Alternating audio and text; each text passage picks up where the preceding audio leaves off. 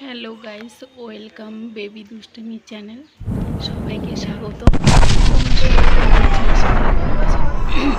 আমরা ভালো নেই, কারণ দেখতেই পাচ্ছ আয়ুষ হসপিটালে, আয়ুষকে নিয়ে আমরা হসপিটালে আছি। এই ব্লাড নিচ্ছে, আয়ুষ কি কান্না করছে। তো কিছুদিন আগে জ্বর আসছিল, তো ডক্টর দেখে ওষুধ নিয়ে আসছিলাম, কিন্তু তাতে কোনো কাজ দিচ্ছে না।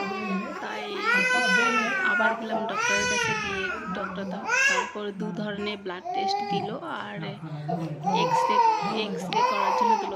তো ব্লাড টেস্ট করার জন্য যে ব্লাড নিচ্ছে, তো ব্লাড নেওয়ার পর তারপরে আমরা চলে যাব এক্স রে করার জন্য। খুব কান্না করছে আয়ুষ।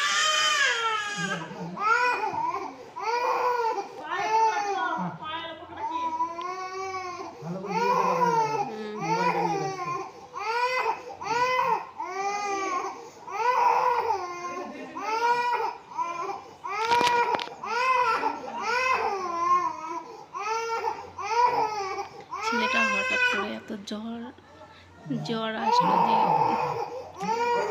আগে এরকম কোনোদিনও এর হয়নি, এই প্রথমবার হলো। তো দেখা যাক, দেখি কি রিপোর্টে কি চলে আসে।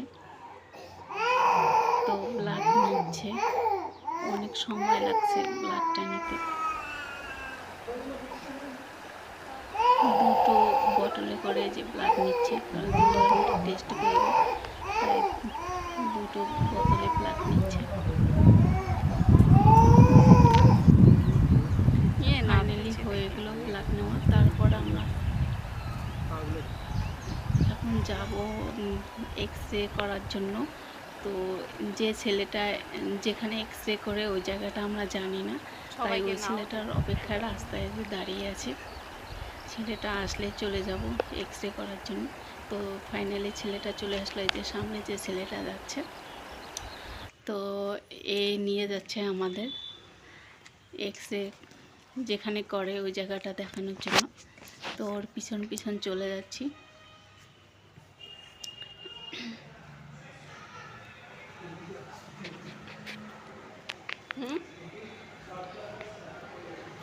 এ জুতো আমি রেখে আসছি।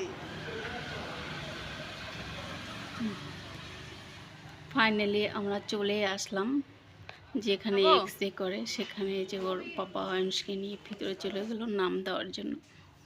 তো নাম পড়েছে আমাদের 4 নম্বরে। তো ফাইনালি যে এক্স রে করার রুমে আমরা চলে আসছি। তো আয়ুষকে এখানে শোয়াই দিয়ে এক্স রে করবে। ওর আয়ুষ ভিতরে থাকতে চাচ্ছে না, বাইরে আসতে যাচ্ছে। তারপর ফাইনালি যে আয়ুষকে অ্যাডমিশন করালো, মানে ওর নিউমোনিয়া ধরা পড়েছে, তাই যে এডমিশন করে যে হসপিটালের বেডে এখন বসেছে। স্যালাইন দিয়েছে, স্যালাইন দিলে ও এরকম করে কান্না করে।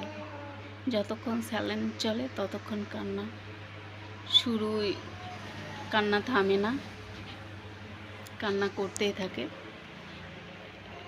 একবার ও পাপার কোলে যায় আর একবার আমার কোলে চলে আসে। এটা হলো হসপিটালের বাইরে। তো ঘরে থাকতে চায় না সকালবেলা, তাই একটু যে বাইরে সব সময় মানে বেডে শুতেই চায় না, এরকম অবস্থা। যে ও পাপার কোলে একটু হয়তো শরীরটা আরাম লাগছে, তাই একটু ওর পাপারে যে কলার ধরে টানছে, তা নাহলে এরকমও করে না কখনোই, সব সময় মাথা হেলে থাকে।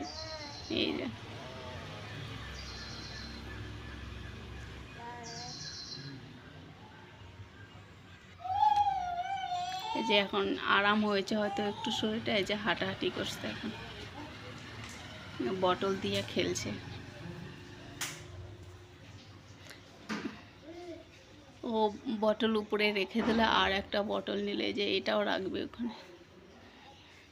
শরীর চলে না, খেলা শুরু করে দিয়েছে। তো খুব ভালোই লাগছে এরকম করে একটু খেলছে বলে, কারণ ওই দুদিন একটুকু খেলেনি, সব সময় মাথা হেলেছিল।